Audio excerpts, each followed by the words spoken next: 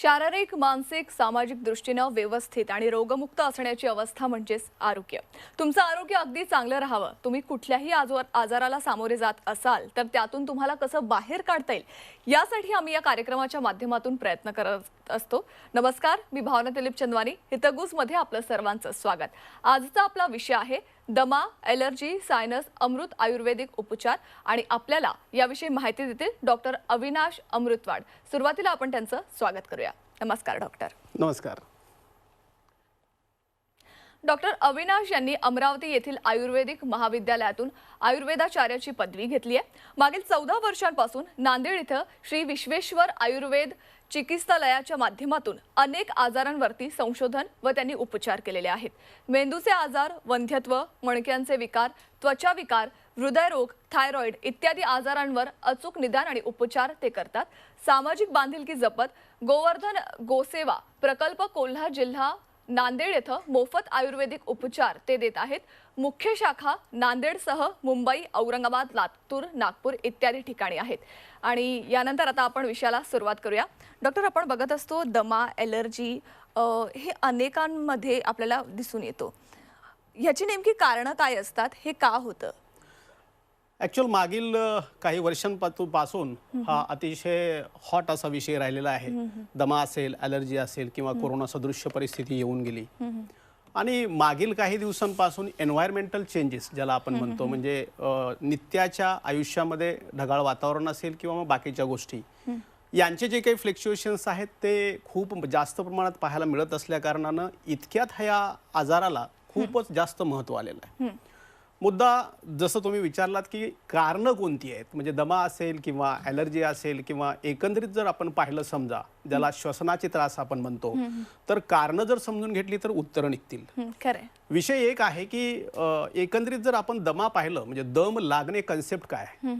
दम लागणे म्हणजे एकंदरीतच श्वसनाचा वेग आणि हृदयाची गती याच्यामध्ये जर समजा गतिभेद होत असेल तर त्या ठिकाणी गुदमरल्यासारखं होणे म्हणजे दम लागणे आहे. दमा ज्याला आपण ॲलर्जिक रायनायटिस किंवा ब्रॉन्कियल अस्थमा म्हणतो, आजार म्हणून जर पाहिलं समजा तर त्याची कन्सेप्ट अगदी वेगळी आहे. ओव्हरऑल दम लागणे आणि दमा ह्या दोन शब्दांना मी समजून घेतलं तर बऱ्याचशा गोष्टी सोप्या होऊ शकतात. कारण ओव्हरऑल जर आपण कारणमीमांसा पाहिली तर रात्रीचं जागरण असेल, दिवसाची झोप असेल किंवा मग उशिराचं जेवण असेल किंवा आता फूड कल्चर बरंचसं बदललंय त्याच्याशी संबंधित असेल, व्यायामाचा अभाव असेल, या सगळ्याच कारणांनी ॲक्च्युअल हृदयाची क्षमता कमी होते, कमी झाली. खरं. आणि ओव्हरऑल जर समजा आपण व्हायरल इन्फेक्शन्स पाहिली तर त्याची खूप जास्त प्रमाणामध्ये पोटेन्शियल आता वाढलेली आहे, कारण एन्व्हायरमेंट मधले बदल आहेत. आता मुद्दा असा येतो की दम कधी लागतो. जेव्हा आमाशयावरती सूज येते अपत्याच्या कारणाने किंवा जागरणाच्या कारणाने किंवा मग धातुक्षय ज्याला म्हणतो, इम्युनिटी ज्याला म्हणतो, कमी झाल्या कारणाने त्या वेळेस ॲक्च्युअल दम लागायला लागतो.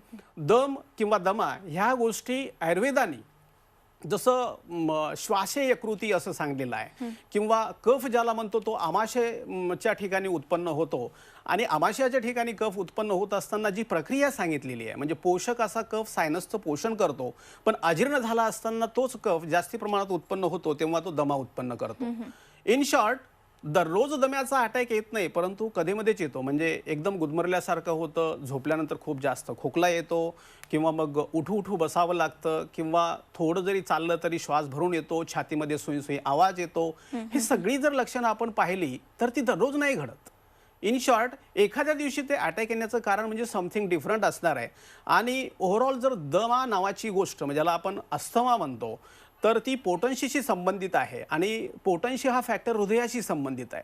श्वास व्यक्त करत असताना का श्वास लिहून ठेवत असताना ग्रंथचार्यांनी एकंदरीतच यकृताशी संबंधित, हृदयाशी संबंधित आणि वृक्काशी संबंधित अशा 3 पद्धतीनं त्याचं वर्णन करून ठेवलंय.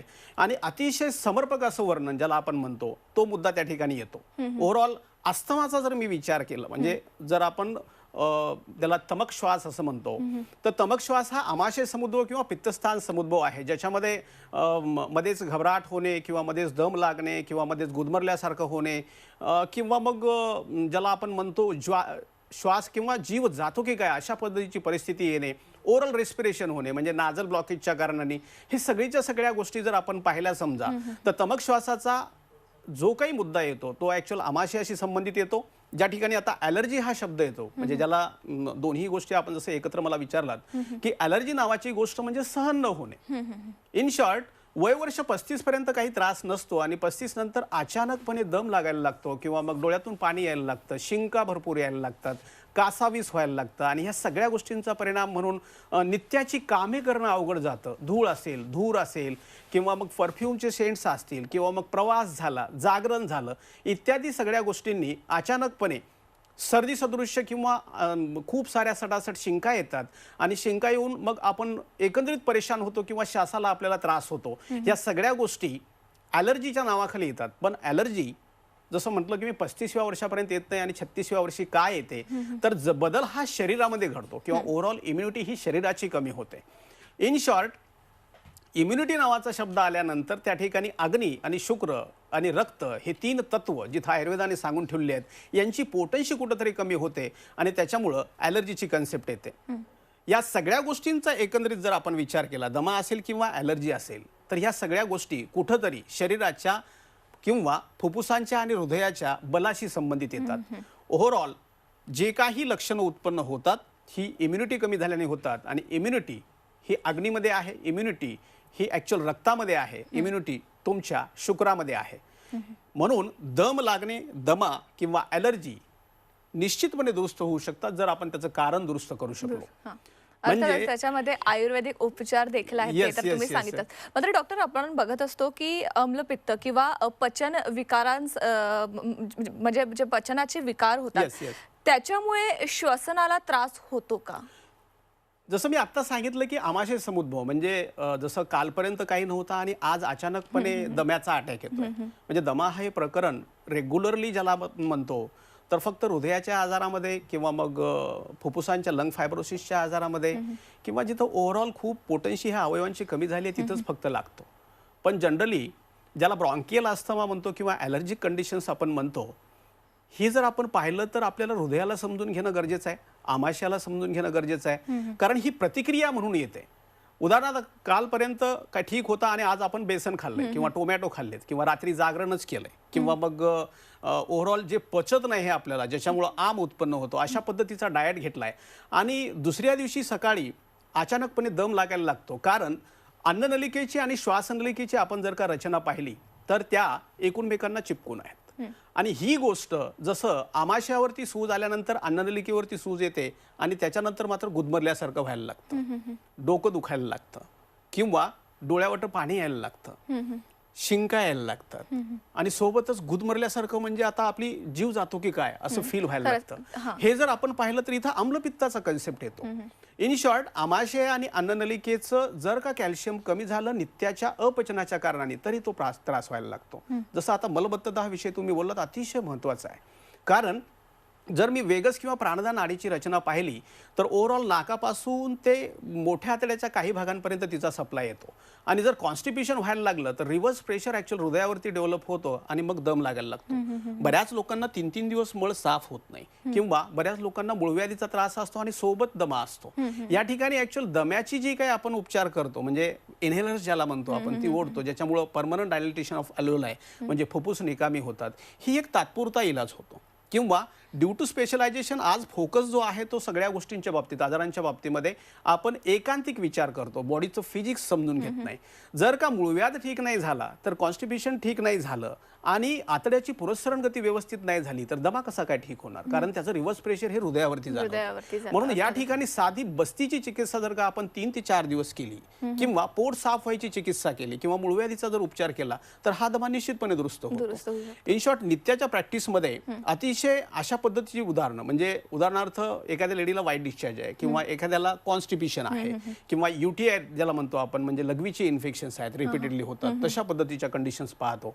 या सगळ्या कंडिशन्स ही जर दमा असेल तर मूळ आजाराचा उपचार व्हायला पाहिजे. फक्त दमा ह्या गोष्टीचा उपचार करून तात्पुरती चिकित्सा होते. जी काही आपण मॉडर्न ट्रीटमेंट घेतो ही लक्षणाची चिकित्सा होय, आजाराची नाही. मात्र डॉक्टर नाकाचे जे हाड आहे ते वाढणं यावर ऑपरेशन टाळता येतं का? ओव्हरऑल ज्याला आपण नाकाचं हाड म्हणतोय म्हणजे DNS ज्याला म्हणतात म्हणजे डिव्हेटेड नासल सेप्टम आजच्या स्थितीमध्ये किंवा ओव्हरऑल मॉडर्न सायन्समध्ये तर सांगूनच ठेवलेलं आहे की 80% लोकांना तो त्रास आहे, ज्यामध्ये सी सेप एस सेप अशा पद्धतीचे असतात. आणि ॲडोनाइड्स जे डेव्हलप होतात म्हणजे मांसल ग्रंथी ज्या डेव्हलप होतात त्या ॲक्च्युअल त्याच्यामध्ये जातात आणि मग नंतर मग एकच बाजू ओढायला लागते किंवा मग एका बाजूचं मायग्रेनचा अटॅक यायला लागतो किंवा स्क्लेओसिस म्हणजे मानेची नस दबते आणि एका बाजूला हे व्हायला लागतं. सर्दी अवरुद्ध झाल्या कारणानं म्हणजे गच्च झाल्या कारणाने चेहऱ्यावरती ब्लॅकनिंग किंवा वांग यायला लागतं. हे सगळं जर आपण पाहिलं तर तो डीएनएसचा परिणाम असतो. विदाऊट ऑपरेटिव्ह तो ठीक होऊ शकतो का? निश्चितच ठीक होऊ शकतो, कारण सेप्टम क्रॉस होणं हे त्याचं शेवटचा जरी मुद्दा असला किंवा एंड प्रोडक्ट असलं तरी त्याची उत्तरं जी देऊन ठेवलेली आहेत ती खाली आमाशयामध्ये देऊन ठेवलेली आहेत. उदाहरणादाखल सायंकाळी 5 वाजता जेवण हे त्याचं खूप छान उत्तर होऊ शकतं. किंवा ज्याला आपण विरेचन नावाची चिकित्सा म्हणतो, ज्याच्यामध्ये लघ्वांतराशी संबंधित आणि आमाशयाशी संबंधित पित्ताचा जो काही भाग आहे त्याचं रेचन केल्यानंतर आम्लपित्तासारख्या तक्रारी कमी होऊन श्वासनलिकेवरती पडणारा दाब जो नाकाच्या पडद्याला वाकडा करतो तो ठीक केला जातो. विद्ध चिकित्सा आहे किंवा अग्निचिकित्सा आहे, म्हणजे आम्ही एकंदरीतच संशोधित ज्या काही गोष्टी याच्यासाठी डेव्हलप केलेल्या आहेत किंवा ब्रह्मानश्य थेरपी म्हणून जसं नश्य थेरपी केलेली आहे, या सगळ्यांच्या माध्यमातून आतापर्यंत हजारो लोकांचे ऑपरेशन्स या बाबतीमध्ये आम्ही टाळलेली आहेत. आणि ओव्हरऑल जर आपण पाहिलं तर अतिशय महत्त्वाचं, जसं मी 80% लोकांना म्हणलो, कित्येक लोकांची पोटन्सी जर श्वासच पूर्णपणे जात नसेल तर काय होऊ शकतं, म्हणजे निगेटिव्हिटी डेव्हलप होऊ शकते, नैराश्य येऊ शकतं किंवा मग रिकरंट अशा पद्धतीचे मायग्रेन किंवा ॲलर्जीचे किंवा दम्याचे अटॅक्स येऊ शकतात. या सगळ्या गोष्टींच्या कारणांनी नाकाचा पडदा वाकडा होणे ही गोष्ट अतिशय महत्त्वाची. आणि ऑपरेट करूनही जो काही मुद्दा त्याच्या सक्सेस रेटचा आहे तो अतिशय कमी आहे, कारण जोपर्यंत जसं मी म्हटलं की रात्रीचं जागरण किंवा दिवसाची झोप किंवा उशिराचं जेवण किंवा मग अपत्य करणारा आहार हे जोपर्यंत तुम्ही टाळत नाही, आणि तसंही जी काही हाडांची उत्पत्ती सांगितली आहे मोठ्या आतड्याच्या ठिकाणी सांगितली आहे, म्हणून ज्या ठिकाणी आम्ही कॅल्शियम वाढवणारे बस्ती जे आहेत नाकाचे हाड वाढण्यासाठी त्याचा उपयोग अतिशय जास्त प्रमाणामध्ये करतो आणि अतिशय सुंदर असे परिणाम त्याचे पाहायला मिळतात. निश्चितच डॉक्टर, आपण बघितलं तर कोरोनाच्या काळामध्ये सगळ्यात जास्त त्रास जर शरीरामध्ये कुठे झाला असेल तर अर्थातच श्वास घ्यायला त्रास होणं. तर आयुर्वेदामध्ये असे काही उपचार आहेत का की जर कोरोना झाला असेल त्यानंतर फुफ्फुसांची जी ताकद आहे ती आपल्याला वाढवता येईल? अतिशय गंभीर आणि महत्त्वाचा प्रश्न तुम्ही विचारला की कोरोना तर होऊन गेला आणि आपण त्यातून तर बचावलो, परंतु त्यानंतर मात्र लाईफ क्वालिटी जी आहे ती अतिशय वर्स्ट अशी झालेली आहे. इन शॉर्ट, सायटोकाईन स्टॉर्म ज्याला आपण म्हणतो, म्हणजे कोरोना होऊन गेल्यानंतर प्रत्येक पेशीवरती त्याचा जो काही परिणाम झाला आहे आणि तो परिणाम रिलीव्ह करण्यासाठी मॉडर्न सायन्समध्ये असं विशेष काही उत्तर नाही आहे. आयुर्वेदाच्या माध्यमातून रसायन चिकित्सा असेल किंवा मग धूपन चिकित्सा असेल, बस्ती असेल, पंचकर्म असेल, च्यवनप्राश सारखी रसायनं आहेत, अतिशय सुंदर असे परिणाम ज्याचे पाहायला मिळतात.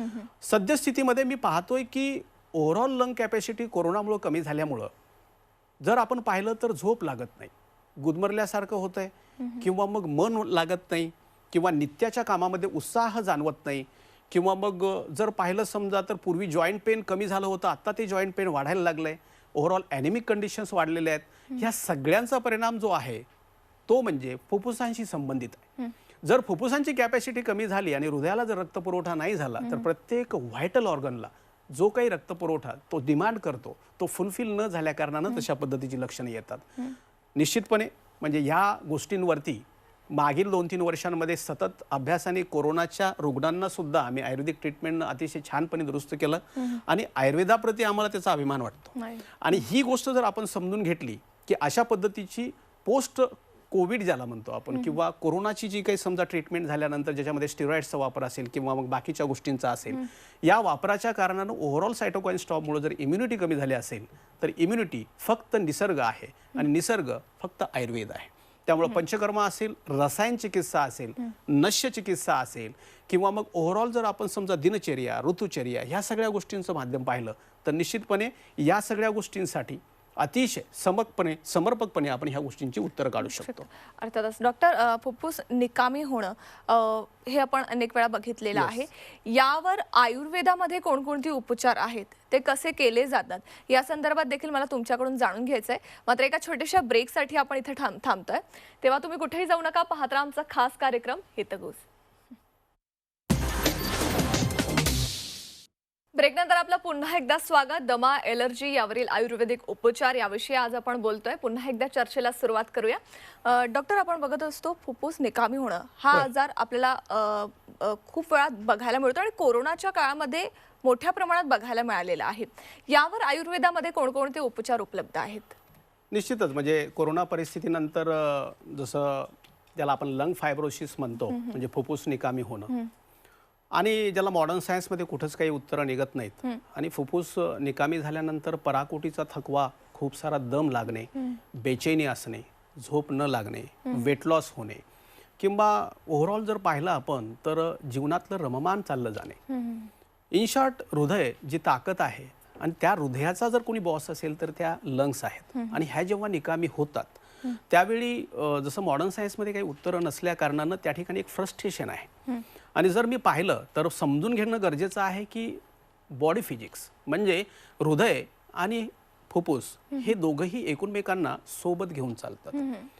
भगवंताने अशी रचना केलेली आहे की जेवढं काही फुफ्फुस शिल्लक आहे आणि त्या फुफ्फुसाच्या कार्यक्षमतेवरती हृदयाची कार्यक्षमता डिपेंड करते. त्यामुळं जर आपण हृदयाचं बल वाढवलं तर निश्चितपणे लंग फायब्रोसिसच्या बाबतीमध्ये फायदा होताना पाहतो. जर समजा आपल्याकडे उत्पत्ती नसेल तर पुरवठा हा सांभाळून वापरावा लागेल, हे तत्व जर मी समजून घेतलं बॉडीचं फिजिक्स, तर मग आतड्यांच्या बाबतीमध्ये लाग होता असेल म्हणजे संध्याकाळचं लवकर जेवण असेल, किंवा आमाशा बाबतीमध्ये लाग होता म्हणजे विदग्ध असेल, किंवा मग विष्टब्दी असेल, किंवा मग अशा पद्धतीचं फास्ट फूड असेल, किंवा रुटीन याच्यामध्ये जे कफ उत्पन्न करणारा आहार असेल तो कमी करणे. सोबतच त्याच्या रसायन चिकित्सा ज्याला आपण म्हणतो म्हणजे ओव्हरऑल पोटन्शी वाढणे आणि नवीन रक्तकण पेशी तयार करणे. कारण फुफ्फुसांची उत्पत्ती रक्तापासून जिथं झालेली आहे म्हणजे रक्तफेन प्रभाव ज्याला फुफ्फुस आपण म्हणतो, तर त्या फुफ्फुसांच्या बाबतीमध्ये रक्ताची उत्पत्ती कशी होईल आणि ऑक्सिजनची डिमांड बाकीच्या लाईफस्टाईल मॅनेजमेंटनं कशी होईल हे जर आपण नियोजन केलं. सोबतच त्याच्या पंचकर्मातला एक यापन बस्ती नावाचा प्रकार आहे. आणि सोबत जसं आम्ही नश्याच्या बाबतीमध्ये ब्रह्मानिष्ठ थेरपी असेल किंवा रसायन नश्य असेल, ह्या कोविडच्या काळामधल्या ह्या अपॉर्च्युनिटीज आम्ही जसं नवीन संशोधनासाठी वापरल्या आणि लंग फायब्रोसिससाठी अतिशय सुंदर असे परिणाम ज्याचे पाहायला मिळाले. लेप चिकित्सा असेल किंवा धूपन चिकित्सा असेल आणि सोबत त्याच्या लाईफस्टाईल मॅनेजमेंट असेल. इन शॉर्ट, निसर्गानं प्रत्येक वेळी तुम्हाला ऑप्शन्स काढून दिलेली आहेत. आज लिमिटेड स्टडी झालेला आहे किंवा ओव्हरऑल जर आपण दृष्टिकोन पाहिला की HRCT मध्ये किंवा सिटी स्कॅनमध्ये लंग फायब्रोसिस निघालं की मग त्या ठिकाणी जेव्हा मॉडर्न सायन्स हात वर करतं आणि आपण खूप निराश होतो, त्या ठिकाणी निश्चितपणे अपॉर्च्युनिटी म्हणून आपण आयुर्वेद हे खूप छान उपचार त्यावर देतं. डॉक्टर, आज आपण बघतोय की बालदमा हा मोठ्या प्रमाणात दिसून येतो. अगदी 8, 9, 12, 15 वयाच्या मुलांमध्ये देखील दमा दिसून येतो आणि पालकांमध्ये यामुळे मोठ्या प्रमाणात चिंता देखील दिसून येते. आयुर्वेदामध्ये बालदमा दूर करण्यासाठी कुठल्या उपचार पद्धती उपलब्ध आहेत का? इन शॉर्ट, मला असं म्हणायचंय की बालकाला झालेला दमा म्हणजे बालदमा. जर आपण साध्या गोष्टी पाहिजे, कारण बऱ्याचशा निदानांच्या बाबतीमध्ये त्यांच्या डेफिनेशन्सच आहेत. आणि हे जर समजून घेतलं तर आज 2, 3, 4 वर्षापासून ते 16व्या वर्षापर्यंत कित्येक मुलांना बालदमा आहे. जर समजून घेतलं तर कित्येक लोकांना ओबेसिटी आहे आणि दमा आहे, कित्येक लोकांना पोट साफ होत नाही आणि दमा आहे. पण डॉक्टर सल्ला देतात की साधारणतः हा 15व्या 16व्या वर्षापर्यंत तो कमी होत नाही. हे मला असं वाटतं की खोटं आहे. जर आपण कफाचं वय, कफाचा आजार आणि एकंदरीत जर समजा आहार विहाराचे शेड्यूल, म्हणजे तुमच्या आमच्या लहानपणी जिथं खायला नव्हतं तिथं हा बालदमा नव्हता, पण खूप सारं खायला असल्या कारणानं ऍक्च्युअल कफ उत्पन्न होतो आणि त्याच्यामुळे दमा पाहायला मिळतोय. जर एकंदरीतच आपण पाहिलं रक्त जास्त उत्पन्न व्हायला पाहिजे तर दमा जाऊ शकतो. ओव्हरऑल जर मी या सगळ्या गोष्टींचा विचार केला तर बालदमा हा निश्चितपणे साधारणतः 1.5 ते 2 महिन्यामध्ये, आणि मोठ्या लोकांचा दमा आतापर्यंतच्या एक्सपिरियन्सवरनं जर मी पाहिलं समजा तर जास्तीत जास्त 45 to 60 डेज मध्ये. आणि जर डिसीज ओरिएंटेड असेल तर त्या आजाराची ट्रीटमेंट जर आपण करून केली तर या सगळ्या गोष्टींच्या बाबतीमध्ये अतिशय कमी कालावधीमध्ये अमृत आयुर्वेद उपचारांनी ते पेशंट दुरुस्त होऊ शकतं. म्हणजे बालदमा हा दूर होऊ शकतो.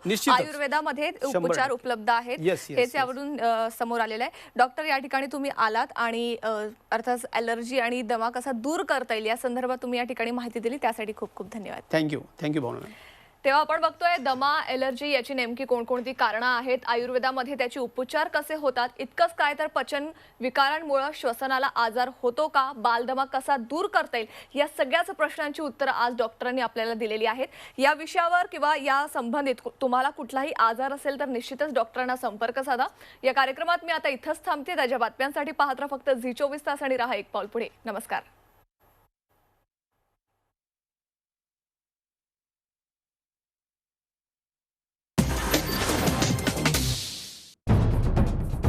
सह्याद्रीची उंची म्हणजे